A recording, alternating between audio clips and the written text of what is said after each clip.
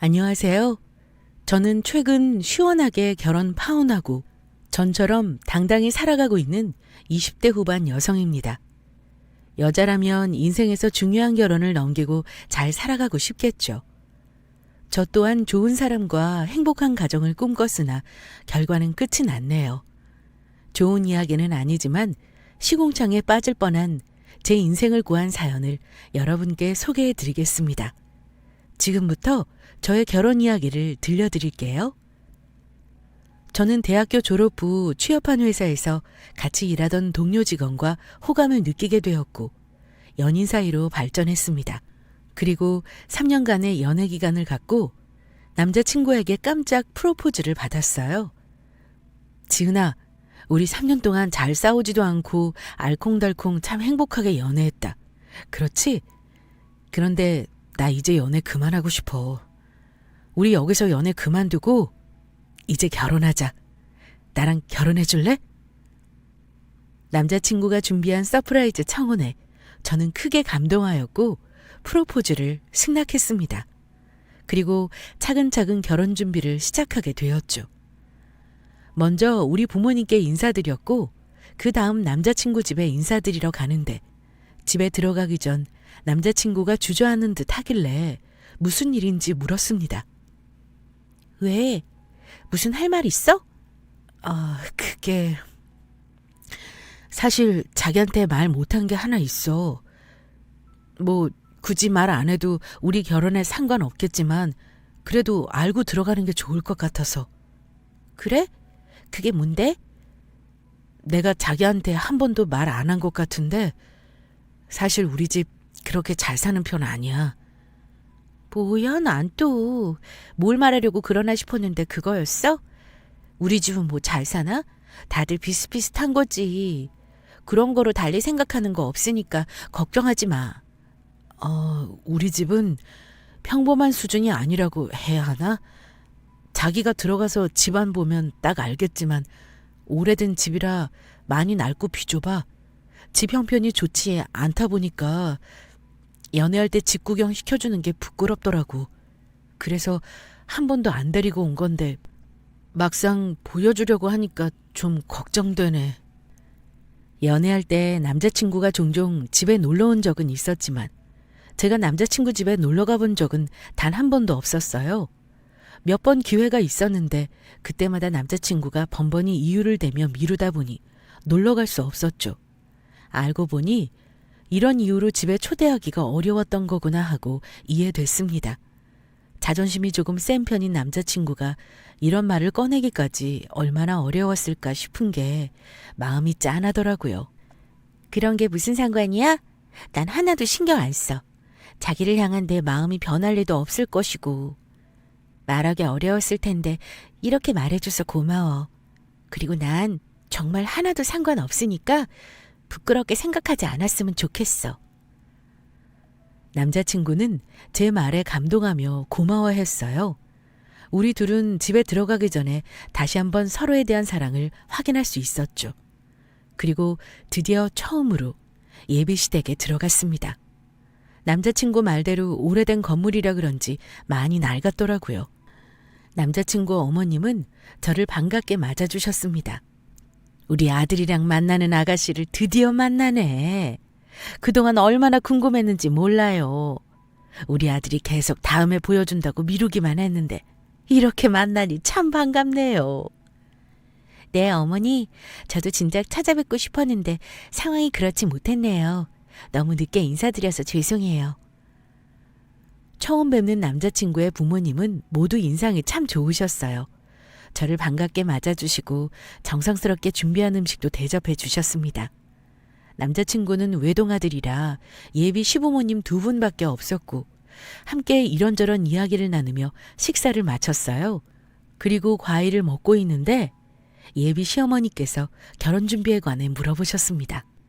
서로 집에 가서 인사도 드리고 결혼 허락받았으니 이제 결혼 준비는 어떻게 해나갈 거니? 둘이 모아놓은 돈으로 결혼 준비 충분한 거야? 저랑 남자친구랑 모은 돈이 많지는 않아요. 그래서 집안 혼수도 생략하고 결혼 준비 비용이랑 신혼여행, 신혼집 가전제품 정도만 저희 돈으로 마련하고 신혼집은 대출 껴서 얻으려고요. 대출? 아이고 그래. 최대한 대출 안 끼고 진행하면 좋은데 형편이 넉넉지 않으면 어쩔 수 없지 뭐. 우리가 너희들 결혼할 때 얼마라도 턱 얹어주면 좋은데 우리 형편도 그렇지 못해. 예비사돈께서는 조금 보태주신다는 말씀 없으시니? 우리보다 형편이 좀 낫다면 부모님이 도와주실 수도 있잖아. 저희 부모님도 여유롭진 않으시지만 조금이라도 도와주신다고 하셨어요. 그런데 아까 말씀드렸다시피 양쪽 집안 호수 없이 진행되는 거라 도움 없이 저희 힘으로 결혼식 진행하는 게 좋을 것 같아요. 요즘 신혼부부 대상으로 대출 잘 나와서 적당한 집 마련할 수 있을 거예요. 그래 뭐 너희 생각이 그렇다면 어쩔 수 없지. 보태주는 거 없이 진행되는 마당에 우리가 뭐 더 참견하기는 그렇고 둘이 알아서 준비 잘해봐. 참, 집은 어디로 얻을 생각이니? 아직 생각해둔 곳은 없는데 얻는다면 직장이랑 가까운 곳으로 알아보려고요. 그래? 그럼 우리 동네가 딱 맞네. 우리 집에서 너희 직장까지 차 타면 금방이잖아. 아들이 어릴 때부터 살았던 곳이라 지내기에 나쁘지 않을 것이고. 참, 그러고 보니 여기 근방에 새 아파트가 하나 들어섰는데 괜찮다는 것 같더라. 거기 한번 알아보는 게 어떻니? 아, 거기. 새 아파트라 괜찮긴 하지. 그런데 엄마, 거기는 꽤 비쌀 텐데. 둘이 대출받아서 진행하는 거라며. 나도 어디서 들었는데 신혼부부 대출 금리도 저렴하고 괜찮다더라. 둘이 받을 수 있는 대로 최대한 땡겨받아서 맞춰봐. 둘이서 같이 대출금 갚아나가도 나중에 아파트값 무조건 오르니까 이득이지. 정 부족하면 어쩔 수 없지만 이왕이면 신혼 새 아파트에서 시작하면 좋잖니. 새 아파트면 좋기야 하죠. 우선 어느 정도 대출 가능한지 확인해 봐야 할 것 같아요. 한번 알아볼게요. 예비 시어머니는 동네에 새로 지어진 아파트를 알려주며 이곳에서 신혼생활을 시작하길 바라는 눈치였습니다. 아무래도 아들과 가까운 곳에 있으면 자주 왕래하기 편하니까 그런가 보다 싶었어요. 내심 시댁이랑 자주 마주치며 지내야 하는 거 아닌가 살짝 걱정되기도 했습니다. 모든 며느리는 같은 마음이잖아요. 아무리 시부모가 좋아도 자주 보는 걸 좋아하는 며느리는 이 세상에 단 한 명도 없을 겁니다. 저 또한 그런 마음이었어요. 대강 알아보는 척 신용만 해야겠다 생각했습니다. 본격적으로 남자친구와 결혼 준비에 들어갔고 신혼집을 계약해야 하는데 예비 시어머니가 말한 아파트를 자꾸만 이야기하더라고요. 저번에 어머님이 말씀하신 그 아파트지. 자기도 그 아파트가 마음에 드나 보네? 아무래도 신축이고 어릴 때부터 지낸 우리 동네니까 난 그 아파트가 괜찮을 것 같아. 신축 아파트인 건 아주 좋은데 우린 돈이 부족하잖아. 아무리 대출 풀로 다 땡긴다고 하더라도 가능하겠어? 내 생각에는 어려울 것 같은데? 그래도 혹시 모르잖아. 한번 알아나 보자. 남자친구는 그 아파트가 마음에 들었는지 가고 싶어하는 눈치였어요. 저는 내키지 않았지만 마땅히 거절할 명분이 없었습니다. 남자친구 말대로 매매 가격을 한번 알아보고 현실적으로 포기하게 만들어야겠다고 생각했어요. 남자친구와 함께 여러 부동산에 방문해서 알아보니 제 생각처럼 억소리나게 비쌌습니다. 거봐, 내가 뭐라 그랬어. 신축 아파트라서 장난 아닐 거라고 했지? 자기랑 나랑 아무리 대출 풀로 땡겨도 이건 무리야. 1억이 더 부족한데 이걸 어디서 구해? 그러지 말고 다른 곳 알아보자. 그래도 이왕이면 신축 아파트에서 신혼생활 시작하는 게 좋잖아. 진짜 아쉽다. 1억만 더 있으면 들어갈 수 있는데 어디 돈 구해볼 데 없을까? 돈 구할 데가 어디 있어. 그렇게 해서라도 그 아파트에 꼭 들어가고 싶어?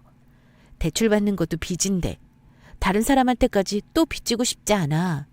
그냥 우리 분수에 맞는 곳으로 들어가자. 자기야, 막상 돈이 부족해서 싫을 수도 있는데 나중을 생각하면 우리한테 좋은 거야. 앞으로 아파트 값이 얼마나 오를 텐데 이 좋은 기회를 날려? 내가 아는 지인도 그 신축 아파트로 이사 갔는데 몇 달 사이에 아파트 값이 더 올랐대. 좋게 재테크라고 생각하고 조금 더 생각해보자. 남자친구는 그 신축 아파트에서 꼭 신혼생활을 시작하고 싶어 했습니다. 저는 1억이나 더 필요하고 시댁이랑 가까워서 정말 내키지 않는데 계속 이상한 고집을 피우더라고요. 이래서 결혼 준비하면서 커플들이 많이 싸우고 헤어지기까지 한다던데 저희도 잘못하면 신혼집 문제로 싸울 판이었습니다. 남자친구랑 말씨름하고 싶지 않아서 우선 알겠다고 넘겼어요. 그리고 며칠 후 집에서 부모님과 밥을 먹는데 결혼 준비에 관한 이야기가 나왔습니다. 결혼 준비는 잘 돼가니? 저번엔 신혼집 위치 고민하던데 직장 근처에 구하기로 정한 거야? 아니, 아직 남자친구라 고민 중이야. 고민할 게 뭐 있어? 좋은 곳 다른 사람이 채가기 전에 얼른 계약해야지. 나야 그러고 싶은데 남자친구랑 의견이 좀 안 맞아서 서로 더 생각해 보기로 했어. 무슨 문제 있는 거야? 혹시 돈이 부족한 거니? 엄마는 돈이 부족해서 여러 고민이 많은 건지 걱정하기 시작했어요. 굳이 신혼집에 관한 문제를 부모님께 말씀드리고 싶지 않았는데 엄마가 너무 걱정하시니까 대강 상황을 설명해 드렸습니다. 그랬더니 그 신축 아파트에 관해 잘 아시는 듯 했어요. 아, 거기. 내가 아는 사람도 그 아파트 매매로 샀다더라. 가격이 좀 있기는 한데. 신축이라 공간도 잘 나왔고 편의성도 좋다던데. 무엇보다 아파트 값이 단기간에 확 올랐다고 하더라고. 어느 정도 괜찮은 아파트는 값이 계속 올라가잖니? 이서방 말대로 미래를 생각하면 좋은 재테크가 될 수도 있겠구나. 엄마도 그렇게 생각해? 아, 그럼 뭐해. 재테크로 생각한들 좋을 게 뭐 있어? 1억이 부족한데. 은행에서 대출 풀러받는 것도 무리하는 수준이야. 그런데 어디서 또 1억을 구하냔 말이야? 남자친구랑 엄마 말은 나도 잘 알겠지만 어려운 현실이야. 난 무리하면서까지 그 신축 아파트에서 신혼생활 시작하고 싶지 않아. 그런 거라면 엄마하고 아빠한테 진작 말하지 그랬어. 아무리 너희들끼리 준비한다고 했지만 그래도 이런 건 편하게 털어놨어야지. 그렇게 고민하고 속상해할 필요 없이 바로 도와줄 수 있잖아. 그게 무슨 소리야? 도와주다니? 엄마는 밥을 드시다 말고 자리에서 일어나더니 안방으로 들어갔어요. 그리고 무언가 들고 나와서 제게 건넸습니다. 갑자기 웬 통장이야? 엄마가 제게 건넨 건 통장이었고 갑자기 이걸 왜 보여주나 의아해하면서 통장을 살펴봤어요. 그런데 그 통장 잔액에 몇억 원이 딱 찍혀 있는 겁니다. 이게 뭐야? 엄마가 너 임신했을 때부터 매달 조금씩 모은 돈이야. 나중에 우리 딸 시집가면 많이는 못 해줘도 이 정도만큼은 꼭 해줘야지 싶어서 네 아빠랑 조금씩 더 보태서 모았어. 저번에 네가 너희들 힘으로 결혼 준비하고 싶다고 해서 차마 주지 못하고 갖고만 있었는데 이렇게 도와줄 수 있어서 다행이네. 이 돈으로 부족한 거 해결하고 이서방이랑 신혼집 계약해. 저도 사람인지라 통장에 찍혀져 있는 엄청난 돈을 보니까 마음이 흔들렸어요. 이 정도 돈이면 신축 아파트에 대출 없이 들어갈 수 있는 수준인데 받을까 말까 망설여지더라고요. 하지만 이내 정신 차리고 통장을 다시 엄마에게 건넸습니다. 아니야. 아무리 그래도 이렇게 큰 돈은 받을 수 없어. 그동안 엄마랑 아빠가 얼마나 노력하며 힘들게 지내셨는지 내가 뻔히 다 아는데 고생해서 모은 돈을 어떻게 날름받아? 저번에 말한 것처럼 부족해도 우리 힘으로 시작하고 싶어. 그게 맞는 것 같고 이 돈은 엄마 아빠 노후자금으로 사용하는 게 좋을 것 같아. 어이구, 누굴 닮아서 이렇게 고집이야? 엄마 아빠가 설마 노후자금도 준비 안 해놨을 것 같니? 걱정하지 마. 다 준비해놨으니까. 이 돈은 정말 우리 딸 생각하면서 모은 거야. 그러니까 이 돈의 주인은 너고. 너희 둘의 힘으로 결혼 시작하고 싶다고 했을 때 기특하게 생각했어. 하지만 부모 마음이 어디 그렇니? 내 자식한테 뭐라도 더 챙겨주고 싶지. 엄마 아빠 마음도 같아. 그러니까 이 돈은 꼭 받아줬으면 좋겠어. 이서방 말대로 그 아파트값 계속 올라가니까 분명히 너희들한테 좋은 일이 있을 거야. 네 마음은 충분히 알았으니 우리 좋은 것만 생각하자. 대출 없이 신혼집 마련하는 게 제일 좋은 거지 뭐. 늘 부모님께 받기만 하는 것 같아 죄송스러운 마음뿐인데 이렇게 또 크게 도와주시니 감사할 따름이었어요. 마음 같아서는 받고 싶었지만 두 분의 간절한 부탁에 하는 수 없이 통장을 건네받았습니다. 그리고 이 사실을 남자친구에게 전하자 예비 장인 장모님께 너무 감사하다며 좋아했어요. 남자친구는 지체할 것 없이 빨리 계약 진행하고 신혼집을 마련하자고 했습니다. 저는 알겠다고 했고 그 전에 한 가지 부탁이 있다고 했어요. 부탁? 그게 뭔데? 저는 남자친구의 시부모님을 좋게 생각하고 있지만 가까운 거리에 신혼집을 마련하는 것이다 보니 의도치 않은 왕래가 자주 일어나겠다 싶었습니다. 그래서 남자친구가 원하는 신축 아파트로 계약하는 대신 시댁에 억압되지 않게 자유로운 결혼 생활을 보장해달라고 할 생각으로 남자친구에게 말을 꺼냈습니다. 기억하지? 우리 힘으로 결혼 시작하기로 한 거. 어찌 보면 신혼집 마련하는 걸 친정 부모님이 도와주신 건데 난 이걸 어느 정도 공평하게 정했으면 좋겠어. 어떻게 공평하게? 설마 우리 집에서도 얼마 도와주셨으면 좋겠다 뭐 이거야? 나도 물론 우리 부모님이 자기 집처럼 크게 도와주셨으면 싶지. 그런데 알잖아. 우리 집 사정 어떤지. 1,000만 원도 도와주기 힘들어 하실 텐데. 굳이 돈으로 공평하게 정하자는 게 아니야. 우리 부모님은 신혼집 마련하게끔 돈으로 도와주셨으니 자기는 앞으로 예비 시부모님과 내가 원만하게 지낼 수 있도록 잘 도와줬으면 좋겠어. 우리가 얻으려는 아파트랑 시댁거리가 꽤 가깝잖아. 그러다 보면 자주 왕래하면서 지낼 텐데 솔직히 난 그런 생활 조금 불편할 것 같아. 아무리 결혼했다 하더라도 내 생활이 있는 거고 시부모님께 얽매이거나 스트레스 받고 싶지 않아. 그렇다고 자기 부모님이 날 힘들게 하신다는 말은 아니고 사람이 함께하는 시간이 많아지다 보면 분명 부딪히는 일도 생길 것 같아. 그래서 적당한 거리가 필요한 거고. 나도 처음에는 깊게 생각 안 했는데 나도 어쩔 수 없는 며느리인가 봐. 시부모님이 마냥 편하게 느껴지지만은 않네. 나중에 합가하는 일도 없었으면 좋겠어. 적당히 왕래하면서 내 생활 존중받고 싶은데 이런 내 마음 이해해 줄 수 있을까? 남자친구는 제 이야기를 듣고 잠시 당황하는 것 같았지만 이내 알겠다며 고개를 끄덕거렸습니다. 서운할 수도 있는 말이지만 충분히 이해되는 부분이라며 다행히 제 뜻을 존중해 줬어요. 남자친구는 자신이 외동아들이지만 절대 합가하지 않도록 잘 처리하겠다며 저와 약속했습니다.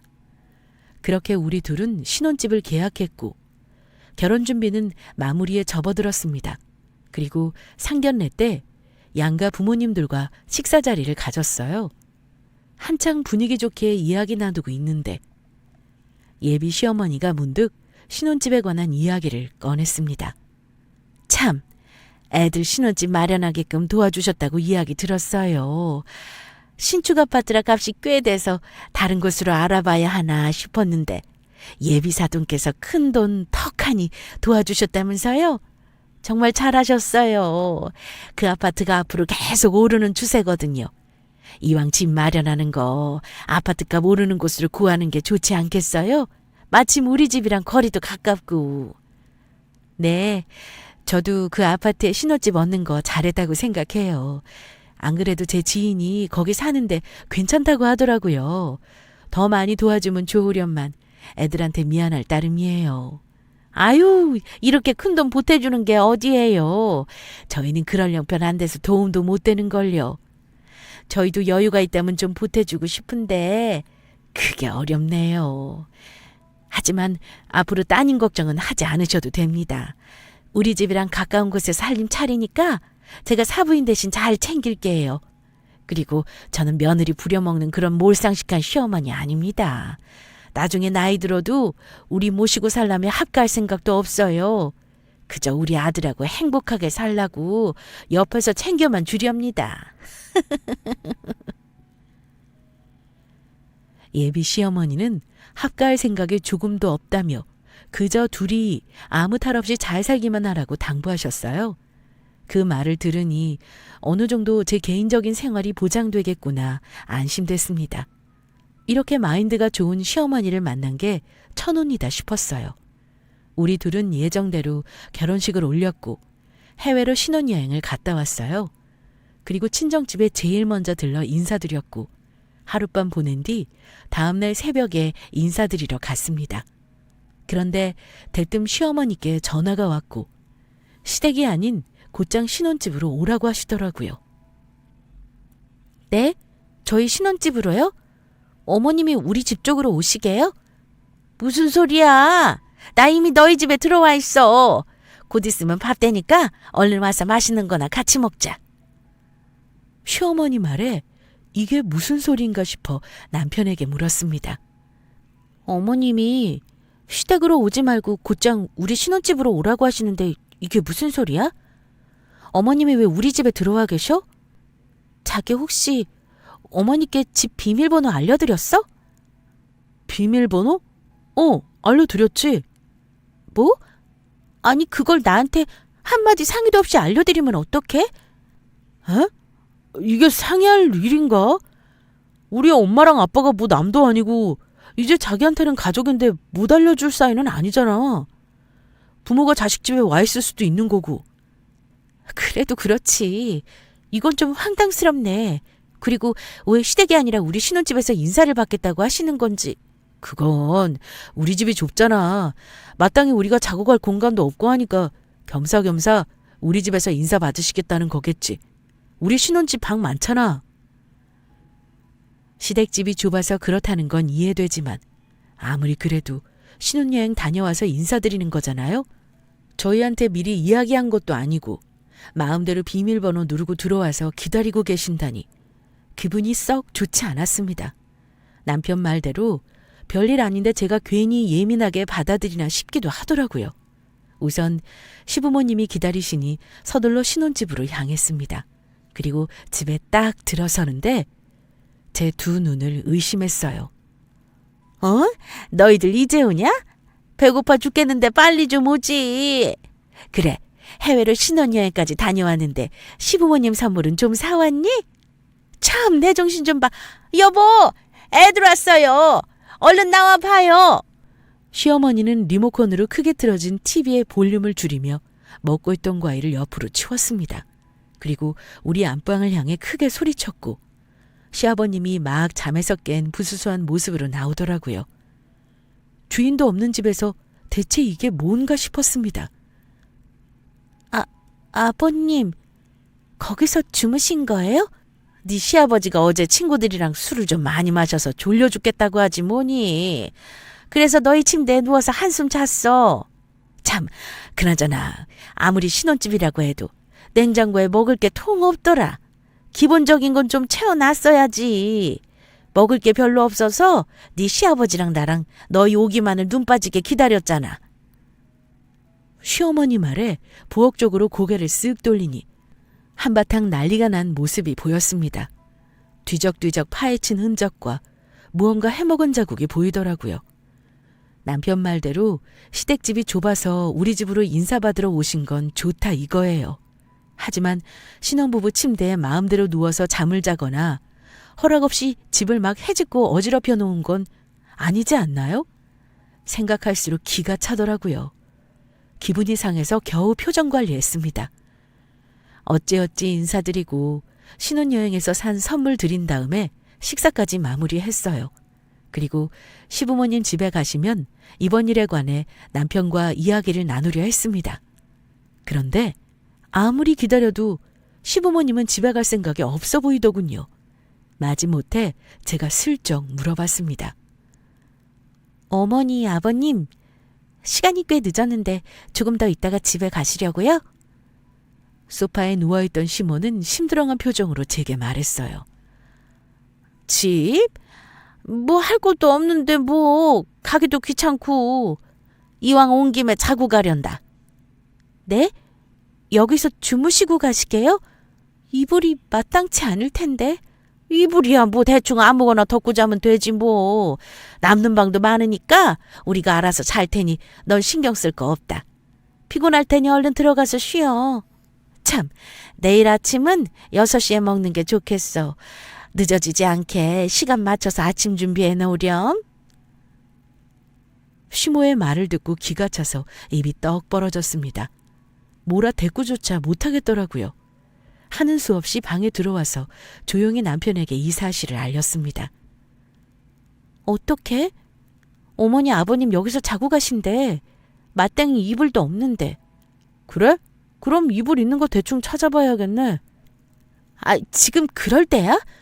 이불도 없는데 여기서 어떻게 주무신다는 거야? 그리고 내일 아침 준비 6시에 하라고 하시더라? 우리 집은 그때 아침 먹어. 엄마랑 아빠가 워낙 아침잠이 없으셔서. 그럼 나더러 꼭두 새벽부터 일어나서 아침 준비를 하라는 거야? 장봐놓은 것도 없어서 마땅히 차릴 게 없단 말이야. 에이, 뭐 있는 거로 대충 먹으면 되지. 아무튼 내가 이불 대충 찾아서 부모님 잘방에 갖다 놓을게. 자기는 얼른 씻고 우리 잘 준비하자. 아유, 아까부터 졸린 게 좀 피곤하네. 남편은 제 속을 아는지 모르는지 입을 쩍 벌려 연신 하품만 하더니 이불을 챙겨 안방을 나갔습니다. 저는 대체 이게 무슨 일인가 싶어서 기분이 정말 좋지 않았어요. 피곤해 죽겠는데 언제 일어나서 새벽 6시까지 아침을 차리냐고요. 아무리 있는 거로 대충 하라고 하지만 그게 쉽나요? 시부모님께 차려드릴 아침상인데 대충 할 수는 없는 일이죠. 하는 수 없이 꼭두 새벽부터 일찍 여는 시장에서 급히 장을 보고 아침상을 차렸습니다.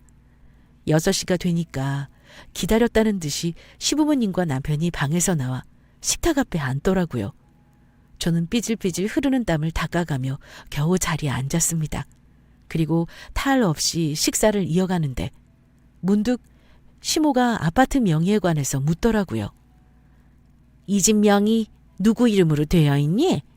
아무리 친정집에서 해준 집이라고 해도 딸랑 네 명의로 했니? 앞으로 같이 살 집이고 부부인데 함께 나누는 재산으로 생각해야지. 부부 공동재산인 거 알지? 이왕이면 탈 없이 공동 명의로 하는 게 좋아. 당연하지. 우리 부부가 같이 살 집인데 당연히 공동 명의로 해야지. 안 그래도 장인어른께서 우리 둘 명의로 집 해주셨어. 그래? 아이, 그럼 이렇게 좋은 아파트가 우리 아들 집이라는 거야?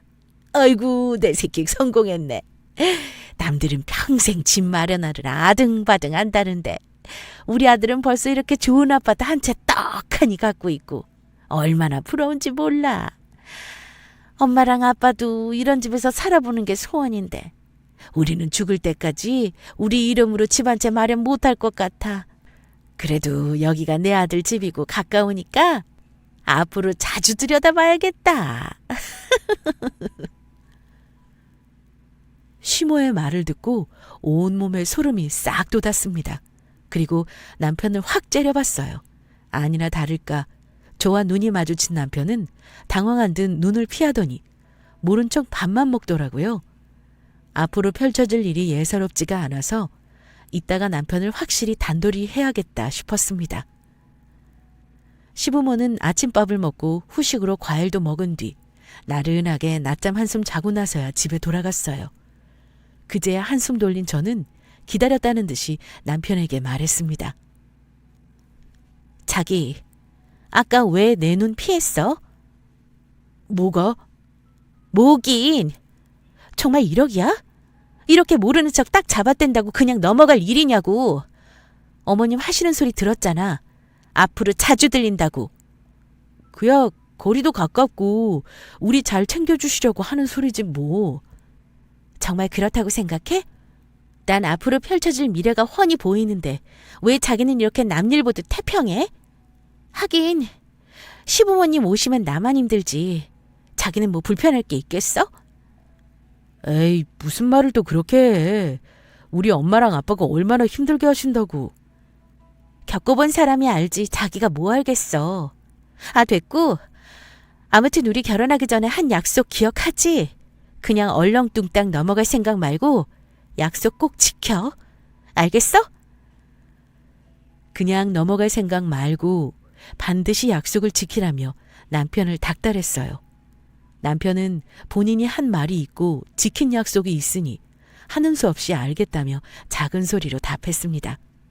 그러고 나서 다음 날 퇴근해서 집에 들어왔는데 신발장에 시부모님 신발이 떡하니 놓여 있더라고요.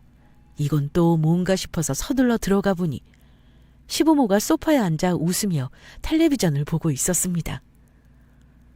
어머님, 아버님, 이 시간에 우리 집에는 무슨 일이세요? 말씀도 없이? 내가 내 아들 집에 오는데 굳이 말하고 와야 하니? 그게... 됐고, 얼른 가서 저녁이나 차려라. 네 시아버지 아까부터 배고프시다고 난리다. 참, 네 시아버지 고기 좋아하시니까 고기 반찬으로 준비하고. 네, 고기요?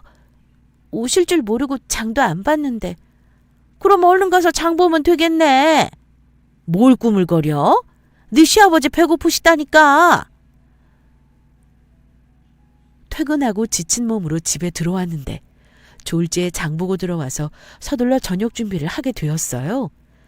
정신없이 저녁 준비하니까 마침 남편이 집에 들어오더라고요. 남편은 저한테 왔다는 말 한마디 없이 옷을 휙 갈아입더니 시부모님 옆에 앉아 낄낄거리고 웃으며 TV를 보고 있었습니다. 그 꼴을 보는데 속이 다 부글부글 끓어오르더라고요. 너는 이따가 시부모님만 가시면 두고 보자 싶었어요. 저녁상을 다 차리고 함께 모여 앉아 식사하는데 시모가 차린 반찬을 가지고 꼬투리를 잡았습니다. 아이고, 고기가 뭐 이리 질겨? 너 고기 싼 걸로 샀니? 이왕이면 우리 먹을 건데 좀 좋은 걸로 사지. 네? 어머니, 이거 한우를 산 건데 아주 질겨요? 질기다 마다. 내가 지금 한우를 씹는 건지 껌을 씹는 건지 모르겠다. 아무튼 같은 한우라도 상태 보고 괜찮은 거로 사왔어야지. 아직 네가 결혼한 지 얼마 안 돼요. 살림이 서툰가 보다. 앞으로 계속 이렇게 식사 차리면서 꾸준히 실력 늘어갈 생각해라. 집도 가깝겠다. 내일부터 아침마다 너희 집에 와서 같이 식사해야겠어. 네? 시모의 말에 들고 있던 숟가락을 놓칠 뻔했습니다. 이게 무슨 청천벽력 같은 소리인가 싶었어요. 서둘러 도움의 눈길로 남편을 쳐다봤는데 남편은 역시나 저번처럼 고개를 휙 돌려버렸습니다. 그리고 시답지 않은 농담만 하면서 밥을 먹더라고요. 하는 수 없이 울며 겨자 먹기로 밥을 대강 먹고 혼자 뒷정리했죠. 설거지까지 다 마치고 잠시 한숨 돌릴 겸 안방으로 들어가려는데 안방에서 남편과 시모의 목소리가 새어나왔어요. 내가 언제 당장 살림 합친데? 아이, 그래도 벌써 이러면 와이프가 싫어하지. 내가 시간이 좀 필요하다고 했잖아. 뭐하러 눈치를 보고 있어. 어차피 혼인신고도 했겠다. 이 집 명의도 공동명의인데. 그렇게 좋은 집 놔두고 엄마 아빠가 그 좁아터진 낡은 집에서 사는 게 좋니? 너는 잔말 말고 그냥 모른 척 가만히 있어. 엄마가 다 알아서 할 테니까. 앞으로 밥도 같이 먹고 자주 왕래하면서 이 집에 엉덩이 딱 붙이고 있을 거야. 내 아들 집에 남는 방 좀 쓰겠다는 게 쥐가 어쩌겠어? 이참에 이놈의 거지 같은 집 정리하고 나도 이렇게 좋은 신축 아파트에서 한번 살아보자. 그 전에 네 와이프 살살 시집살이 시키면서 잡아놔야 시험이 무서워서 함부로 못하는 법이야. 지금은 엄마가 네 와이프 길들여야 하니까 너는 그냥 지금처럼 아무 소리 말고 가만히 있어. 알겠어? 저 없을 때 안방에서 쏙닥거리며 남편과 시모가 이야기를 나누고 있었고 저는 의도치 않게 둘의 이야기를 다 듣게 되었습니다. 그동안 남편이 제 눈을 피하고 왜 적극적으로 도와주지 않았는지 단번에 이해되더라고요. 이게 다 시모랑 둘이 짜고 치는 고스톱이었던 거였던 겁니다. 우리 부모님이 사준 집을 꿀꺽하려는 시모도 괘씸하고 저와의 약속을 모른 척하며 뒤통수 치는 남편 새끼에게 깊은 빡침이 몰려왔어요. 시집살이 당하며 사는 삶을 극도로 혐오하는 제가 둘의 계획을 안 이상 가만히 있을 수 없었습니다. 그래서 당한 대로 엿먹이고 처리해야겠다 싶었어요. 늦은 밤 시부모는 집으로 돌아갔고 남편 새끼 보고 소파에서 자라며 저 혼자 안방에서 잤습니다. 그리고 다음날 아침 6시가 되자 시부모가 집으로 찾아왔어요. 그리고 안방에 대고 크게 소리치더라고요. 지금 시간이 몇 시인데 지금까지 자는 거야? 남편은 소파에서 재우질 않나. 아침상도 안 차리고 아주 막 나가는구먼. 시부모가 아침 먹으러 오는 거 뻔히 알면서 이게 뭐하는 짓이야? 너 얼른 안 나오니? 저는 시부모가 오거나 말거나 일어나지 않고 푹 자고 있었어요. 시모의 앙칼진 음성에 최대한 느릿하게 일어나서 잠옷차림으로 시리얼과 우유를 꺼내 식탁에 탁 올려놨습니다. 그러자 시모가 극대노를 하더라고요. 너 지금 뭐 하는 거니? 시부모님 오시는데 잠옷바람에 이걸 아침상이라고 차린 거야? 네? 마지막 식사라서 특별한 아침상을 준비해봤어요. 뭐? 마지막 식사? 이게 지금 나랑 뭐 하자는 거야? 너 아직 잠 덜 깼냐? 아니요. 잠 다 깼고요.